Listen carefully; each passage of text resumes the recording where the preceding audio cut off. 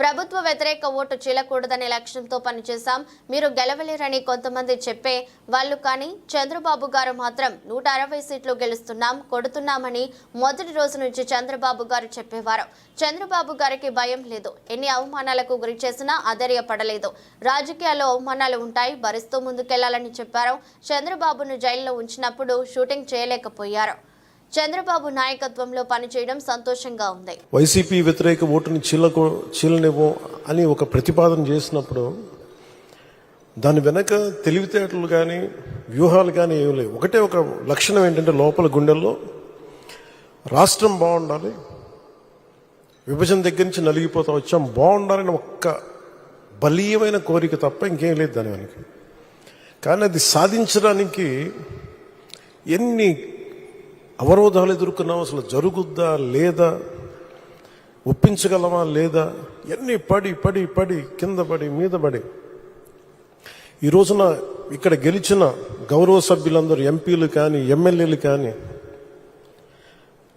అద్భుతమైన మెజారిటీతో గెలిచారంటే వైసీపీ వ్యతిరేక ఓటును చీలనివ్వకూడదని ఒక్క ఆకాంక్ష, ఒక్క బలమైన నమ్మకం, చంద్రబాబు గారి నాయకత్వం, సమర్థత, ఈ దేశాన్ని 3వసారి ప్రధానమంత్రిగా పగ్గాలు చేపట్టి ముందుకు తీసుకెళ్తున్న నరేంద్ర మోదీ గారి నాయకత్వాన, పురంధేశ్వరు ఆయన దిశానిర్దేశంతో, పురంధేశ్వరి గారి నాయకత్వంతో, తెలుగుదేశం నాయకులని చాలాసార్లు చెప్పాను, వాళ్ళందరి సమిష్టి కృషితోటి ఒక అద్భుతమైన విజయాన్ని సాధించాం.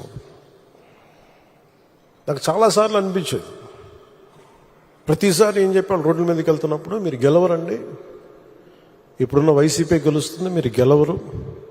ప్రతిరోజు బయట వాళ్ళు ఎవరు చెప్పేవాళ్ళు, మనతో పాటు పక్కన ఉండేవాళ్ళు చెప్పేవాళ్ళు మాట. అసలు నమ్మకం ఉన్నది ఎవరికి అంటే, అసలు చెక్కు చెదరని గెలుస్తున్నాం, కొడుతున్నాం, నెగిటివ్ థాటే ఉండకూడదు, 170కి 160 కొట్టాలన్న మొదటి రోజు నుంచి చెప్పింది శ్రీ నారా చంద్రబాబు నాయుడు గారు చెప్పారన్నమాట. మనం అనుకుంటున్నాం, చేస్తున్నాం, చాలా జాగ్రత్తగా ఉంటారు, వ్యూహాలు ఉంటాయి, అన్నీ ఉంటాయి. కానీ ఎక్కడా కూడా ఆయన దగ్గర నుంచి నేను నేర్చుకుంది కించిత్తు అధైర్యం లేదు, భయం లేదు ఆయన దగ్గర. అంటే ఆయనకున్న అపారమైన అనుభవం నేను ప్రత్యక్షంగా చూశాను, జాతీయ స్థాయిలో చూశాను, ఆయన రాజమండ్రిలో ఉన్నప్పుడు చూశాను. అసలు ఈయనకి నేను ఒకటే అనుకున్నాను లోపల కొంచెం, అంటే ఈయనకి ఏమి జరిగినా అసలు భయం అనేది ఏ క్వశ్చన్ లేదు ఈయనకి. అంటే ధైర్యం తప్ప. నాకు చాలా చాలా ఆనందం వేసింది. అంటే ఒక వ్యక్తి ఎన్ని ఒడిదుడుకులు ఎదుర్కొన్నా, నిస్సత్తువతో అయిపోయినా, కుటుంబ సభ్యుల్ని కించపరిచినా, ఎన్ని రకాలుగా ఎన్ని అవమానాలకు గురి చేసినా, క్యాబినెట్లో తీసుకున్న నిర్ణయాలకి ఆయన్ని బలి చేసి ఆయన లోపల పెట్టి, ఎవరో అధికారులు చేసిన దానికి దానిపైన చిలవలు పలవలు కల్పించి ఆయన్ని పెట్టి ఆయన ఇబ్బంది పెడితే, ఆ రోజు నేను కలిసినప్పుడు అనిపించింది అసలు ఆయన గుండెల్లో చెక్కు చెదరలేదు ఆయనకి. ఆయన ఒకటే ఒక మాట అన్నారు, this is way of life, politics అది ఇట్లాగే ఉంటుంది, మనం భరిస్తాం, ముందుకెళ్ళడం.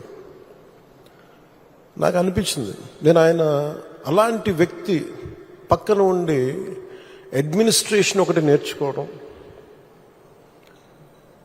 కష్ట సమయంలో అసలు ఎలా ఆయన్ని చూసి నేర్చుకోవాలి. ఒడిదుడుకులు, పొలిటికల్ ప్రాసెస్ ఒడిదుడుకులు ఉంటుంది, వ్యక్తిగతమైన దాడుల దగ్గర నుంచి కుటుంబ పరంగా అన్ని రకాలుగా. కానీ అట్లా తట్టుకొని అసలు ఎవరన్నా ఊహించలేం కదా. ఒక 53 రోజులు ఆయన్ని పెట్టి అలా ఉంచితే, నన్ను షూటింగ్లు చేయమంటే నేను చేయలేకపోయావాడిని, తప్పు సంకేతాలు వెళ్ళిపోతాయని. నేను డేట్స్ ఇచ్చినవి కూడా నేను ఆపేస్తాను ఆ రోజున.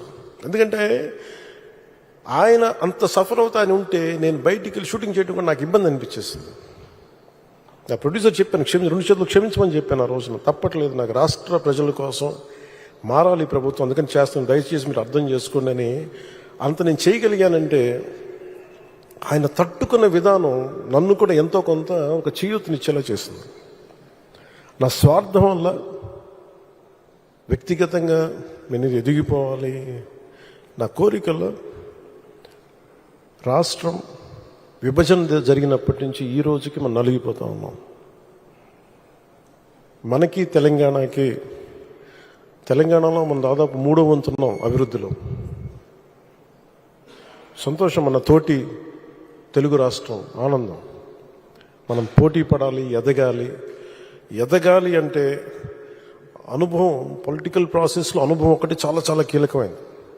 తెలివితేటలు ఉండొచ్చు, అన్నిటికంటే కూడా అందరినీ సమన్వయపరిచి, అందరినీ ఆకట్టుకోగలిగి, అందరినీ ఒక దారిని పెట్టగలిగి, కొంత మెత్తదనంతో మందలిస్తూ, కొన్నిసార్లు గట్టిగా చెప్తూ, అలాంటి నాయకుడు వెంట